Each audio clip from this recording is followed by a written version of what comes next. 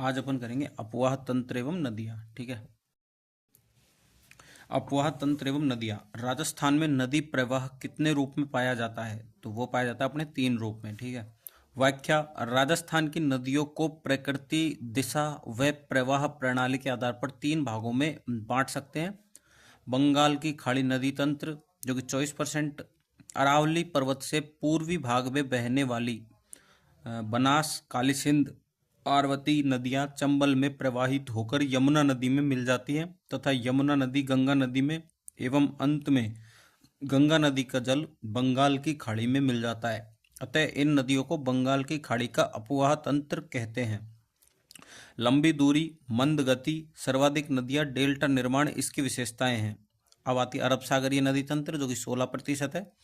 अरावली पर्वत से पश्चिमी भाग में बहकर अपना जल अरब सागर में ले जाने वाली माही, लूणी, साबरमती, पश्चिमी बनास एवं इनकी सहायक नदियों को अरब सागर का अपवाह तंत्र कहते हैं। कम दूरी, तीव्रगामी गति, ज्वारंदमुख एस्चुरी का निर्माण इसकी विशेषताएं हैं। इसे 2 भागों में बांटा जाता है।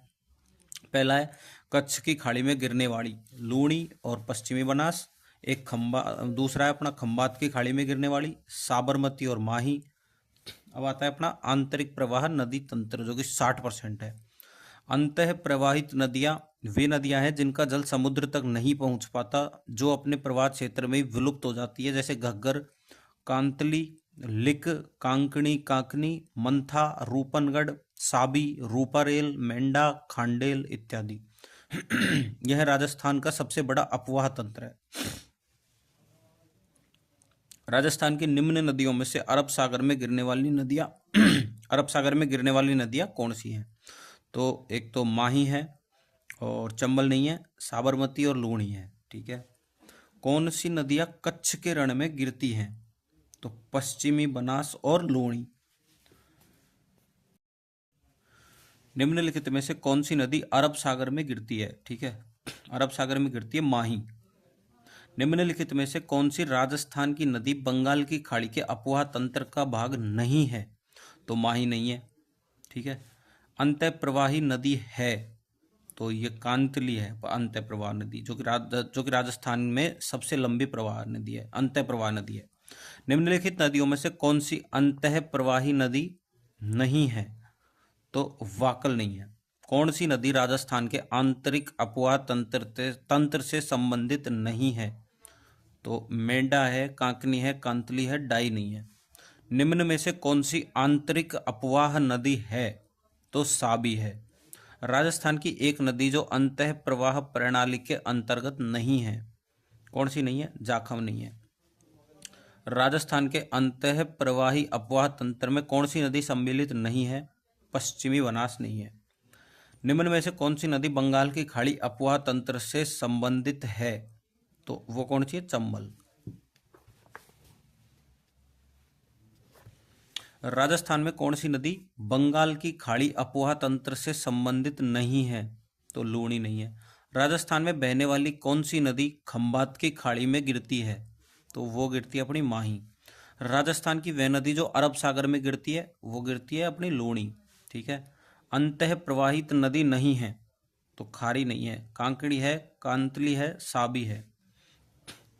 निम्न में से कौन सी नदियां अरब सागरीय नदी तंत्र का भाग नहीं है? तो वो कौन सी नहीं है? एक तो बनास नदी नहीं है, एक कांकणी नदी नहीं है। ठीक है, और बाकी अरब सागर में गिरती है पश्चिमी बनास, माही और साबरमती। कांकणी आंतरिक प्रवाह की नदी है। अरब सागरीय तंत्र के भाग कच्छ की खाड़ी में पश्चिमी बनास, लूणी तथा खंबात की खाड़ी में साबरमती और माही गिरती है। बंगाल की खाड़ी में गिरने वाली प्रमुख नदियां बनास, चंबल, पार्वती, काली सिंध आदि हैं। नदी जिसका जल बंगाल की खाड़ी में पहुंचता है वह है चंबल। चंबल नदी का जल अंततः बंगाल की खाड़ी में पहुंचता है, जबकि माही सोम माही की सहायक नदी है। साबरमती का जल खंबात की खाड़ी में गिरता है। खारी नदी जिस अपवाह तंत्र का अंग है वह है।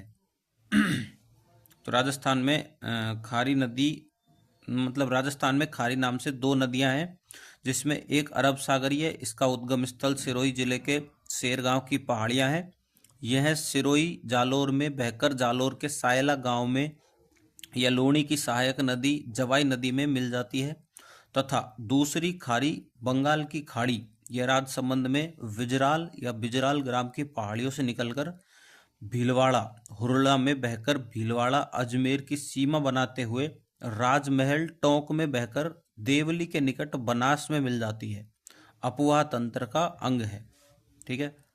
बिजराल की पहाड़ियों से निकलने वाली खारी नदी निम्नलिखित में से किस अपोहा तंत्र का भाग है? तो बंगाल की खाड़ी अपोहा तंत्र का। खारी नदी का उद्गम राजसमंद जिले के उत्तर में स्थित गांव की पहाड़ियों से होता है। कौन से? बिजराल। खारी नामक नदी किस नदी तंत्र का भाग है? तो लूणी एवं बनास नदी दोनों का। आसिंद विजयनगर एवं हुरला स्थलों के निकटतम नदी कौन सी है? खारी। निम्नलिखित में से कौन सा उत्पत्ति स्थान नदी सही सुमेलित नहीं है? तो जानपाव पहाड़िया चंबल बिल्कुल सही है, नाग पहाड़ लूणी सही है, गोगुंदा पहाड़िया बेड़त सही है, बिजराल पहाड़िया बनास सही नहीं है।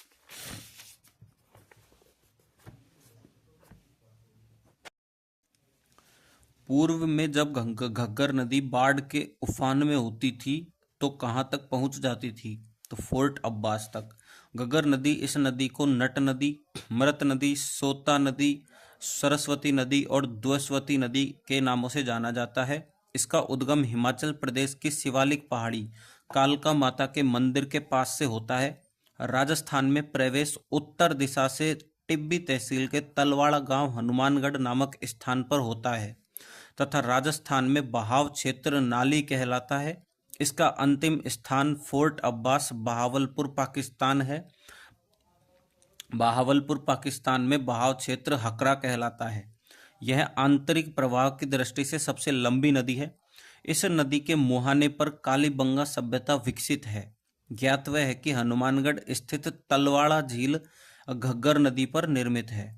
घग्गर बेसिन मुख्यतः दो जिलों गंगानगर और हनुमानगढ़ में फैला हुआ है। मृत नदी की उपमा निम्न में से किस नदी को दी गई है? घग्गर को। राजस्थान में से कौन सी नदी उत्तर से दक्षिण की ओर बहती है? उत्तर से दक्षिण की ओर बहती है, वो बहती है घग्गर। ठीक है। घग्गर का दोआब मैदान जो राजस्थान के हनुमानगढ़ व श्री गंगानगर जिलों में पाया जाता है वह निम्नलिखित किन दो नदियों के निक्षेपण से बना है? तो घग्गर और सतलज। जिस नदी का जल किसी खुले महासागर में नहीं पहुंचता है वह है कांतली नदी। बिल्कुल सही है। व्याख्या। कांतली राज्य में पूर्ण बहाव की दृष्टि से आंतरिक प्रवाह की सबसे लंबी नदी। सीकर जिले की खंडेला की पहाड़ियों से निकलकर उदयपुर वाटी तहसील के दक्षिण पश्चिमी में झुंझुनू जिले को दो भागों में बांटती हुई चूरू की सीमा में विलीन हो जाती है। इसका प्रवाह क्षेत्र तोरावाटी कहलाता है। ठीक है। निम्नलिखित में से कौन सी नदी तोरावाटी बेसिन प्रवाहित होती है? कांतली। मरुस्थल में भुज झील का निर्माण किस नदी पर किया गया है? भुज झील कांकनेय नदी पर। कांकनेय या कांकनी में मसूरदी नाम से प्रसिद्ध इस नदी का उद्गम जैसलमेर का कोठ्यारी गांव है। यह आंतरिक प्रवाह की सबसे छोटी नदी है। कांकनी। यह नदी जैसलमेर के रूपसी गांव में प्रसिद्ध भुज झील का निर्माण करती है। इसका विलुप्ति स्थल मीठा खाड़ी है। ठीक है। राजस्थान की निम्नलिखित में से कौन सी नदी सतह के थोड़े से बहाव के बाद रेत में गायब हो जाती है? कांकनी। राजस्थान की किस नदी को मसूरदी नदी भी कहा जाता है? कांकनी को। किस निम्न नदी एवं उद्गम स्थल में से कौन सा सही सुमेलित नहीं है? तो बनास खमनोर पहाड़ी, बाणगंगा बैराठ पहाड़ी, कांतली खंडेला पहाड़ी। लेकिन कांकनी और कुंभलगढ़ पहाड़ी ये सही सुमेलित नहीं है। कौन सी नदी राजस्थान के पूर्वी मैदान में प्रवाहित नहीं होती है? तो कांकनी नहीं होती है क्योंकि वो पश्चिम में होती है जैसलमेर में।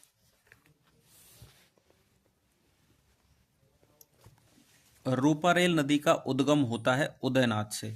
रूपारेल नदी का उद्गम स्थल उदयनाथ की पहाड़ी थानागाजी अलवर है। इस नदी को लसवारी नदी तथा स्थानीय भाषा में वराह नदी कहते हैं। यह नदी सीकरी डीग जिले में विलुप्त हो जाती है। ठीक है। किस नदी को वराह या लसवारी के नाम से भी जाना जाता है? रूपारेल को, ठीक है, रूपारेल को। रूपारेल का उद्गम है उदयनाथ से, उदयनाथ अलवर से। इनमें से कौन सी राजस्थान की अंतः प्रवाह नदी नहीं है?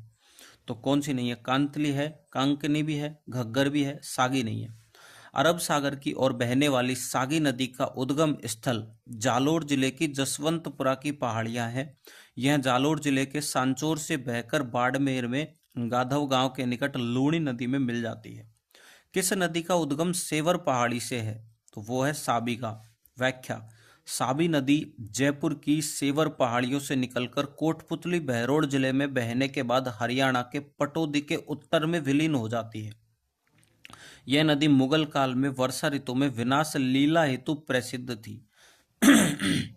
कौन सी नदी अरावली के पश्चिमी ढालों से निकलकर सिरोही के कुछ क्षेत्रों से बहते हुए कच्छ की खाड़ी में लीन हो जाती है? पश्चिमी बनास। व्याख्या: पश्चिमी बनास नदी सिरोही जिले के नया सानवारा गांव के निकट अरावली की पहाड़ियों से निकलकर सिरोही में बहती हुई यह गुजरात के बनासकांठा जिले में प्रवेश करती है। वह फिर लिटिल रण, कच्छ की रण में विलुप्त हो जाती है। लूणी नदी मुख्यतः बहती है राजस्थान में। व्याख्या: लूणी नदी राजस्थान में बहने वाली पश्चिमी राजस्थान की सबसे लंबी अरब सागरीय अपवाह तंत्र की यह नदी अजमेर में आना सागर झील के समीप स्थित नाग पहाड़ी से निकलती है। इसके उद्गम स्थल पर इसको सागरमती, सरगावती कहते हैं। गोविंदगढ़ अजमेर में सरस्वती नामक धारा से मिलने के बाद इसको लूणी के नाम से जाना जाता है। पुष्कर के निकट साकरी, सांचौर में रेल या नाड़ा भी कहते हैं। इसका जल बालोतरा तक मीठा व बाद में खारा है। इसे मीठी खारी नदी, मरुस्थल की गंगा आदि नामों से जाना जाता है। लूणी नदी का उत्तरी क्षेत्र बालू रेत की अधिकता एवं फैलाव के कारण थली रेत ही रेत कहलाता है। कालिदास ने इस नदी को अंतः सलीला कहा है। इसका प्रवाह क्षेत्र गोंडवाड़ प्रदेश कहलाता है। इसका प्रवाह क्षेत्र गोंडवाड़ प्रदेश कहलाता है। लूणी नदी की सहायक नदियां क्रमशः है लीलड़ी सबसे पहले मिलने वाली, जोजड़ी, गुहिया, बांडी, सूकड़ी, मीठड़ी, जवाई, खारी एवं सागी सबसे अंत में मिलने वाली सागी। अजमेर, ब्यावर, डेगाना, अजमेर, ब्यावर, डेगाना, बिलाड़ा जोधपुर में, बालोतरा, बाड़मेर तथा जालोर 7 जिलों में बहती हुई यह नदी कच्छ के रण में गिर जाती है। ठीक है, लूणी नदी का ये अपवाह तंत्र है, ये दे रखा है यहाँ पे। आदि खारी, आदि मीठी कौन सी नदी कहलाती है? तो लूणी नदी कहलाती है। लूणी नदी का जल उद्गम से लेकर किस स्थान तक मीठा रहता है और उसके बाद खारा हो जाता है? तो वो हो जाता है बालोतरा में। राजस्थान की लूणी नदी का उद्गम स्थान कहाँ से है? तो नाग पहाड़ी, अजमेर से। निम्नलिखित में से राजस्थान की कौन सी नदी बंगाल की खाड़ी अपवाह तंत्र की नदियों में शामिल नहीं है? ठीक है, तो वो नहीं है लूणी। डेगाना, बिलाड़ा, पाली तथा जालोर भाग हैं तो लूणी बेसिन के। लूणी का उत्तरी क्षेत्र कहलाता है थली। लीलड़ी, मीठड़ी, बांडी, सूकड़ी किसकी सहायक नदियां हैं? लूणी की। यदि हम लूणी नदी के किनारे इसके उद्गम से अंत तक यात्रा करते हैं तो हम इसकी सहायक नदियों को किस क्रम में पाएंगे? तो वो अपन पाएंगे गुहिया, उसके बाद बांडी, उसके बाद सूकड़ी और उसके बाद जवाई। निम्नलिखित में से अरब सागरीय अपवाह तंत्र का उदाहरण कौन सा है? तो वो है जोजड़ी, बांडी और जवाई। निम्न में से जवाई नदी किस नदी की सहायक नदी है? लूणी की। लूणी की सहायक नदी नहीं है तो वो नहीं है मेंढा। लूणी, जोजड़ी, सूकड़ी और गुहिया तो है। लूणी नदी के विषय में निम्न में से कौन सा कथन असत्य है? लूणी नदी बेसिन की पूर्वी सीमा काला भूरा डूंगर है। ठीक है, ये बिल्कुल सही है। यह नदी कच्छ के रण तक प्रवाहित होती है। सही है। उद्गम से बालोतरा कस्बे तक इसका पानी मीठा होता है। बिल्कुल सही है। ये गलत है, चौथा इसको पढ़ेंगे ही नहीं अपन। व्याख्या: लूणी नदी राजस्थान के कुल अपवाह क्षेत्र के 10.40% भाग पर प्रवाहित होती है। ठीक है। लूणी नदी के प्रदूषण का प्रमुख स्रोत क्या है? रंगाई छपाई उद्योग। ये असिस्टेंट प्रोफेसर 7/1/2024 में आया है। व्याख्या, पाली के रंगाई छपाई उद्योगों एवं वस्त्र उद्योगों के कारण लूणी की सहायक नदी बांडी नदी प्रदूषित हो रही है। बांडी नदी को केमिकल रिवर भी कहते हैं। किसको? बांडी नदी। यह आ सकता है क्वेश्चन, ठीक है। पाली के वस्त्र उद्योग के कारण कौन सी नदी प्रदूषित हो रही है? तो सुकड़ी, लीलड़ी, जवाई, ये नहीं, इनमें से कोई नहीं, तो बांडी है, ठीक है। लूणी नदी की निम्न सहायक नदियों में अरावली पर्वतमाला से नहीं निकलने वाली नदी कौन सी है? जोजड़ी। जोजड़ी का उद्गम स्थल नागौर जिले की पोंडलू गांव की पहाड़ियां हैं। यह नागौर जोधपुर ग्रामीण में बहती है।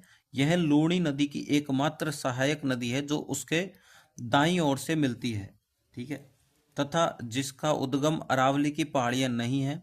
लूणी की अन्य सभी सहायक नदियां अरावली से निकलती हैं। कौन सी है? जोजड़ी वाली, ठीक है। नदी जिसका उद्गम मध्य प्रदेश से होता है और जो अपना जल खंबात की खाड़ी में उड़ेलती है वह है माही, ठीक है। माही नदी, माही को आदिवासियों की गंगा, बागड़ की गंगा, कांठल की गंगा, दक्षिणी राजस्थान की स्वर्ण रेखा आदि नामों से जाना जाता है। मध्य प्रदेश के धार जिले की अमरोरू पहाड़ी के सरदारपुरा के निकट मिंडा गांव की महंद झील से निकलकर राजस्थान में बांसवाड़ा जिले के खांदू गांव के निकट प्रवेश करती है। बांसवाड़ा डूंगरपुर की सीमाओं को अलग करती हुई यह नदी कर्क रेखा को 2 बार पार करती है। माही नदी के प्रवाह क्षेत्र को छप्पन का मैदान कहते हैं। माही नदी उल्टे यू आकार में बहती हुई खंबात की खाड़ी अरब सागर में गिर जाती है। इस नदी पर बोरखेड़ा गांव बांसवाड़ा में माही बजाज सागर बांध एवं कागदी बांध बांसवाड़ा में कागदी पिकअप बांध बनाया गया है। सुजलाम सुफलाम क्रांति का संबंध माही नदी से है। माही नदी का उद्गम है धार मध्य प्रदेश से। किस नदी को बागड़ व कांठल की गंगा कहा जाता है? माही को। माही नदी का किनारा कहलाता है कांठल। जो नदी राजस्थान में दक्षिण से प्रवेश करके पश्चिम में प्रवाहित होकर पुनः दक्षिण की ओर मुड़ जाती है वह है माही। निम्न में से कौन सा राजस्थान के दक्षिणतम भाग में अवस्थित है? वो है माही बेसिन। राजस्थान में कर्क रेखा को 2 बार पार करने वाली कौन सी नदी है? तो माही। राजस्थान में माही नदी निम्न में से किन जिलों की सीमा बनाती है? तो वो बनाती है डूंगरपुर एवं बांसवाड़ा की। राजस्थान की कौन सी नदी विंध्याचल पर्वत के मिंडा स्थान से निकलती है? माही।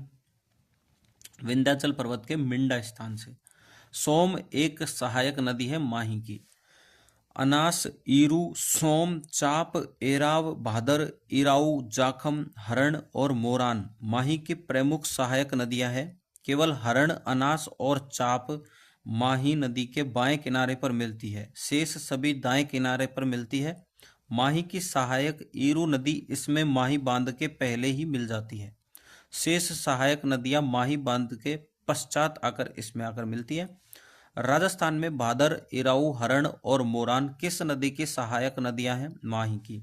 अनास, ईरू तथा चाप किस नदी की सहायक नदियां हैं? माही की।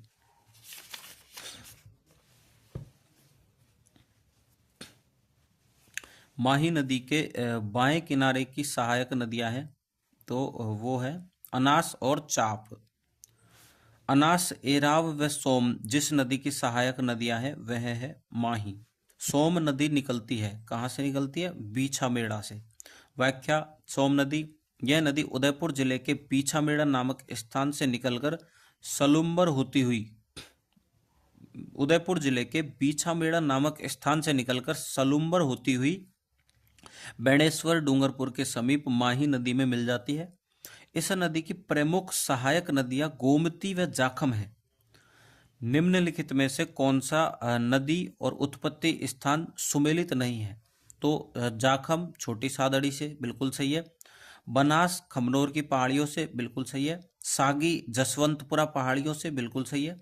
लेकिन सोम बाबलखेड़ा पहाड़ियों से नहीं निकलती है, ये निकलती है बीछामेड़ा नामक स्थान से उदयपुर में।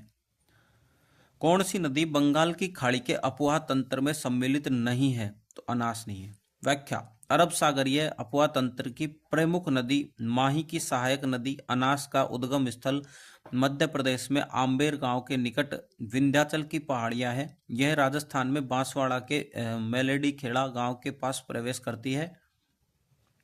वह डूंगरपुर में गलियाकोट के निकट माही में मिल जाती है।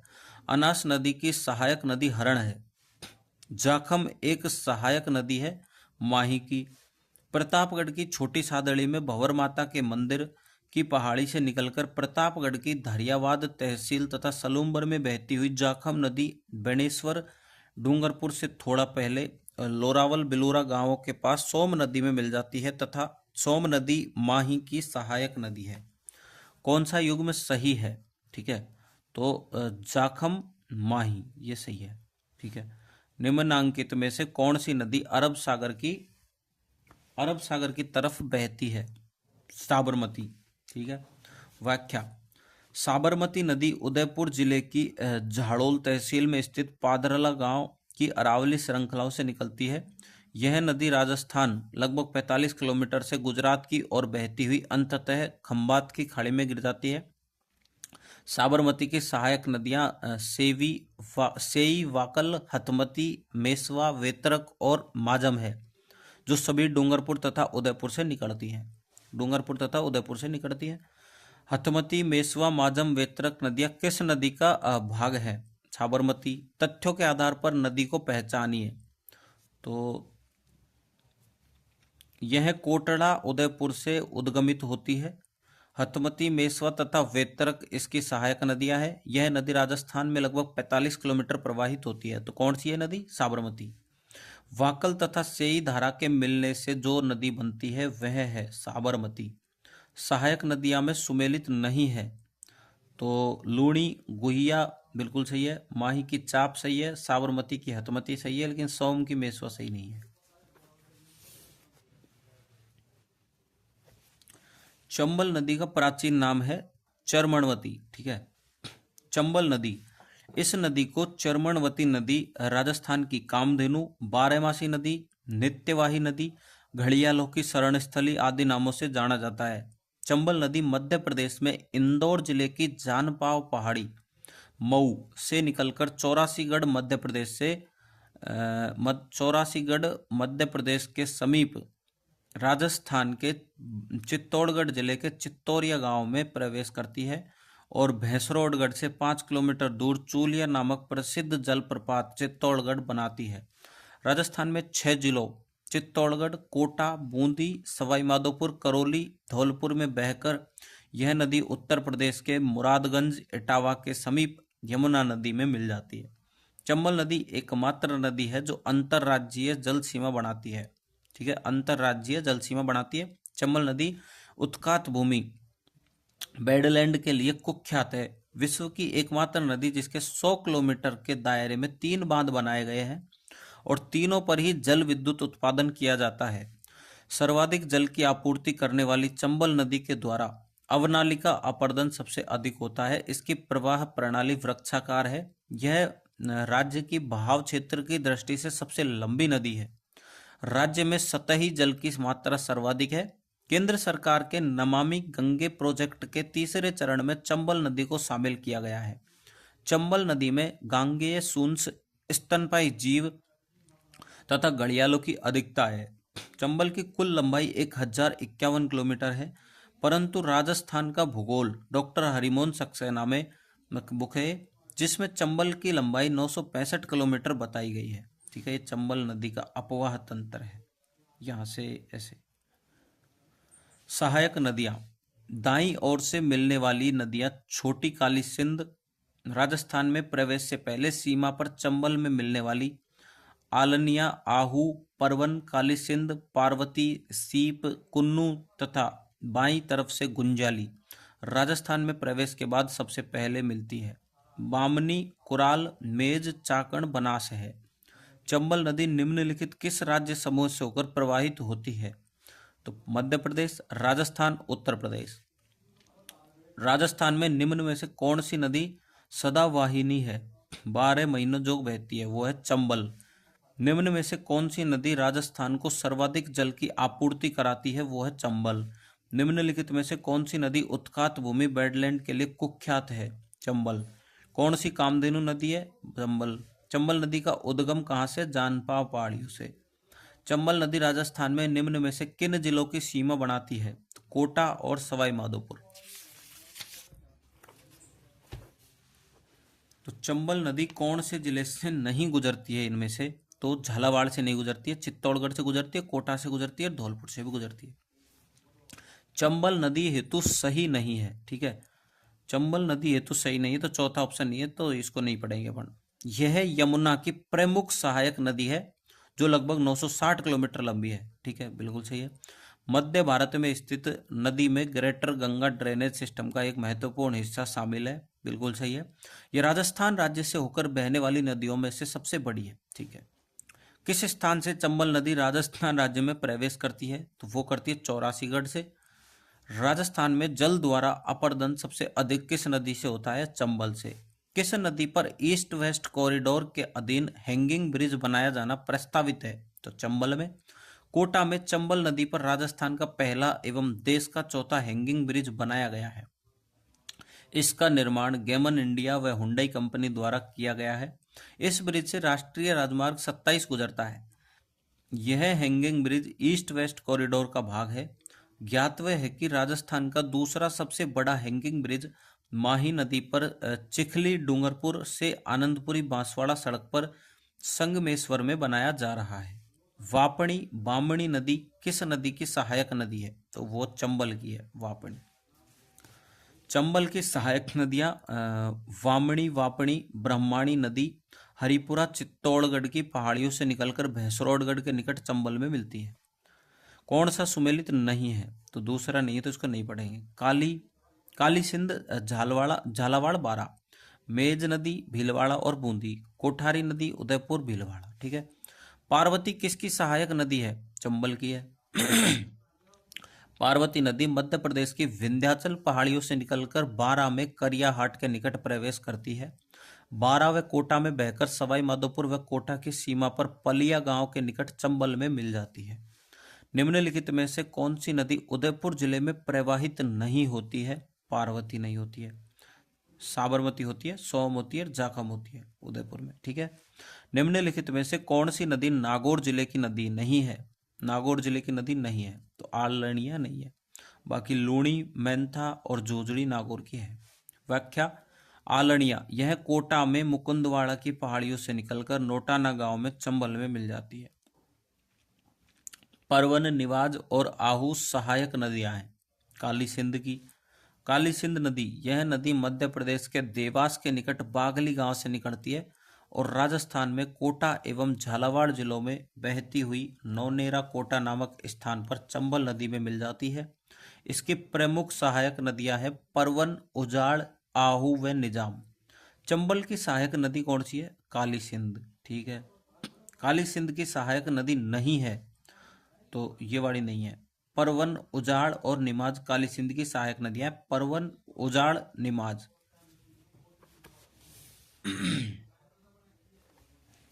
राजस्थान की किस नदी को स्थानीय भाषा में वन की आशा कहा जाता है? बनास को।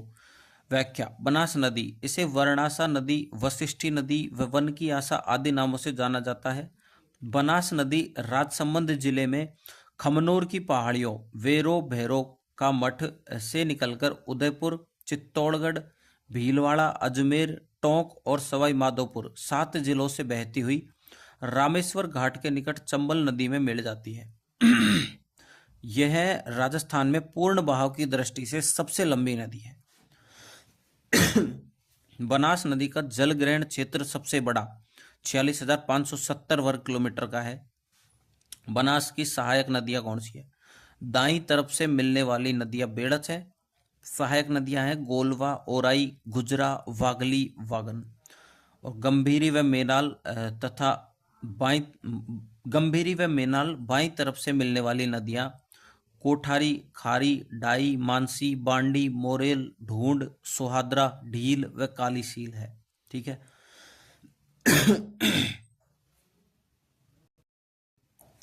बनास की सहायक नदियां दाईं तरफ से मिलने वाली नदियां बेड़च, सहायक नदियां गोलवा, ओराई, गुजरी, वागली, वागन, गंभीरी व मेनाल तथा बाई तरफ से मिलने वाली नदियां कोठारी, खारी, डाई, मानसी, बांडी, मोरेल, ढूंढ, सुहाद्रा, ढील व कालीसील है।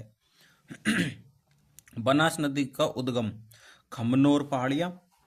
बनास नदी जिस जिला समूह से नहीं गुजरती है वह है, तो वो कौन सा है? उदयपुर, बूंदी, भीलवाड़ा और अजमेर।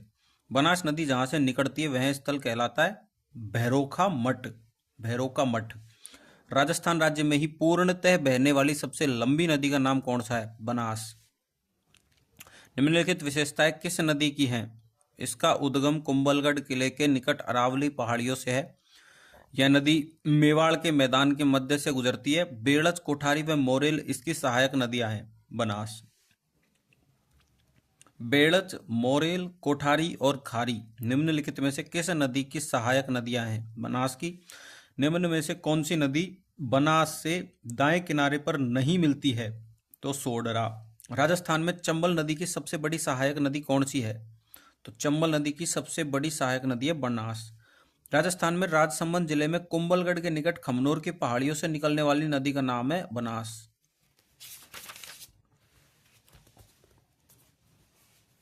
राजस्थान में सर्वाधिक विस्तृत जल ग्रहण क्षेत्र वाली नदी कौन सी है? बनास। बनास बेसिन का मुख्य क्षेत्र किस जिले में है? भीलवाड़ा में। व्याख्या। बनास बेसिन मुख्यतः राज्य के 12 जिलों में फैला हुआ है, जो है भीलवाड़ा, अजमेर, टोंक, बूंदी, चित्तौड़गढ़, दौसा, जयपुर, करौली, प्रतापगढ़, राजसमंद, सवाई माधोपुर और उदयपुर। बीसलपुर बांध किस नदी पर है? बांध बनास पर। ठीक है। टोंक जिले में बनास नदी पर स्थित बीसलपुर बांध राजस्थान की सबसे बड़ी पेयजल परियोजना है। बनास नदी पर बने अन्य बांध बाघेरी का नाका राजसमंद में, नद संबंध राजसमंद में, मातृकुंडिया मेवाड़ का हरिद्वार चित्तौड़गढ़ में, ईसरदा बांध सवाई माधोपुर में। निम्नलिखित नदियों में से कौन अध्यारोपित नदी का उदाहरण है? बनास। जब एक नरम चट्टान के ऊपर से बहने वाली नदी कठोर बेसल चट्टानों तक पहुंचती है, लेकिन प्रारंभिक ढलान का अनुसरण करना जारी रखती है, तब ऐसा लगता है कि इसका कठोर चट्टानी तल से कोई संबंध नहीं है। इस प्रकार की जल निकासी को अध्यारोपित अपवाह कहा जाता है। दामोदर, सुवर्णरेखा, चंबल, बनास और रीवा के पठार पर बहने वाली नदियां अध्यारोपित अपवाह के उदाहरण हैं। कोठारी नदी का उद्गम स्रोत है दिवेर पहाड़ी से। कोठारी नदी राजसमंद जिले में स्थित दिवेर नामक स्थान से निकलकर भीलवाड़ा जिले में बनास नदी में मिलती है। ठीक है। भीलवाड़ा जिले की कोठारी नदी पर बागोर स्थित है। ठीक है। आहड़ नदी का नाम उदय सागर के बाद हो जाता है बेड़च। ठीक है। उदय सागर में गिरने के बाद बेड़च नदी उदय सागर झील में गिरने से पूर्व आयड़ नदी कहलाती है। इसका उद्गम उदयपुर के उत्तर में स्थित गोगुंदा की पहाड़ियों से होता है। यह नदी चित्तौड़गढ़ के आगे पूर्वी मैदान में प्रवाहित होकर भीलवाड़ा जिले की मांडलगढ़ तहसील में बिगोद के निकट बनास नदी में मिल जाती है।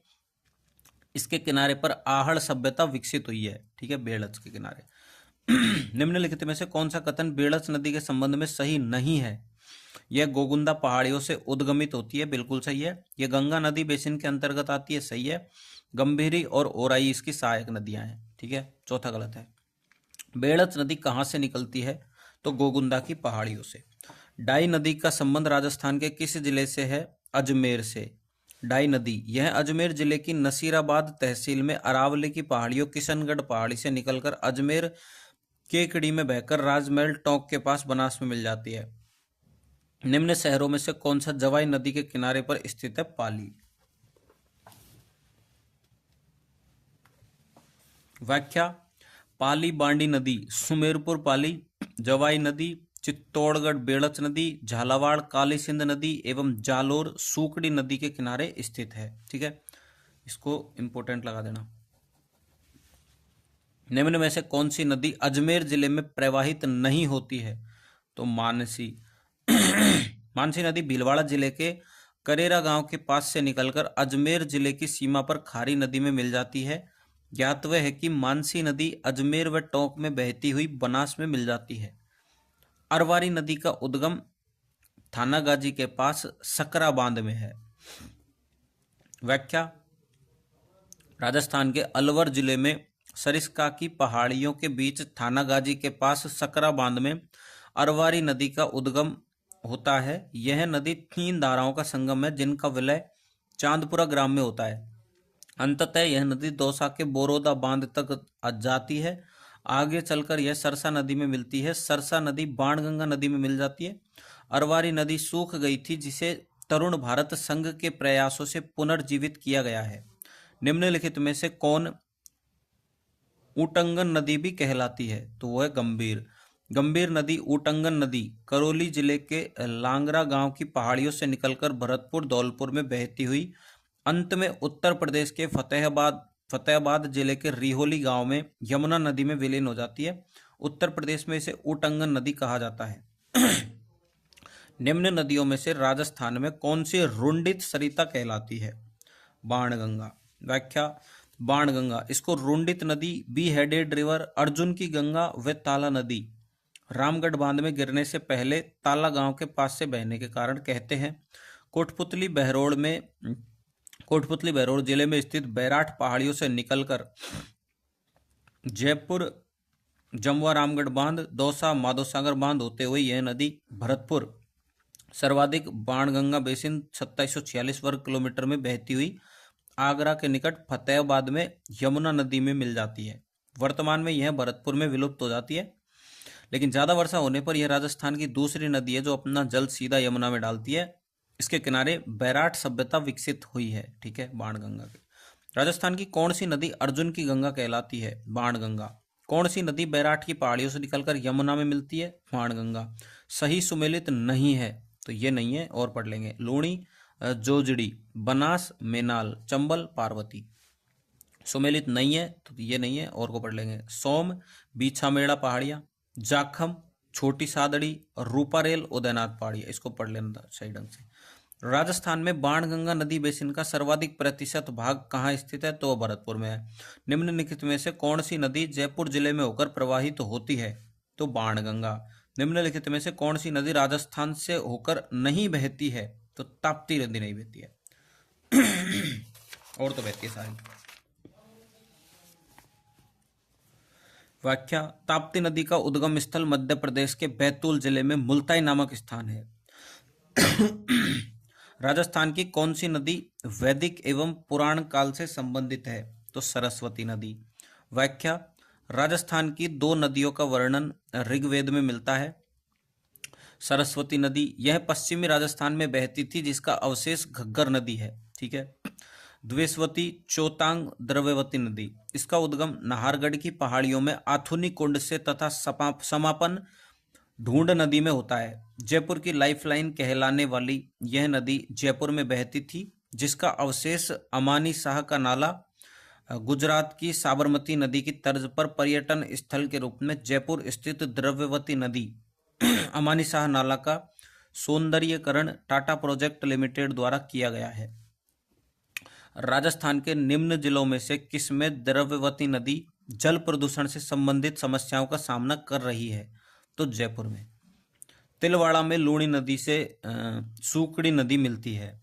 सूकड़ी का उद्गम स्थल पाली जिला है। यह पाली, जालोर, बालोतरा जिले में बहती है। यह बालोतरा को समदड़ी गांव में लूणी नदी में मिल जाती है। जालोर के बांकली ग्राम में इस पर बांकली बांध बनाया गया है। बांकली बांध कहाँ, किस नदी पर स्थित है? तो वो है अपने सूकड़ी नदी पर। राजस्थान के किन जिलों में नदी नहीं है? तो कौन से में नहीं है? बीकानेर में नहीं है और चूरू में नहीं है, जैसलमेर में है, इनमें सब में है। व्याख्या, बीकानेर, फलोदी और चूरू राजस्थान के एकमात्र जिले हैं जहां कोई नदी नहीं है। शेखावाटी प्रदेश के कौन से जिलों में कोई भी नदी नहीं पाई जाती है? तो चूरू है।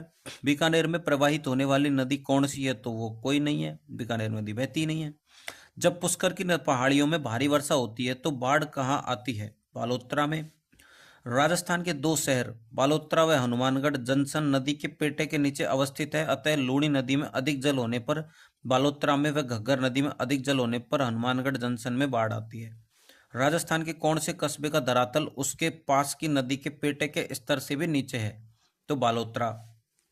मांडलगढ़ के निकट त्रिवेणी पर कौन सी 3 नदियां मिलती हैं? तो वो मिलती है बेड़च, बनास, मेनाल। व्याख्या, नदियों के त्रिवेणी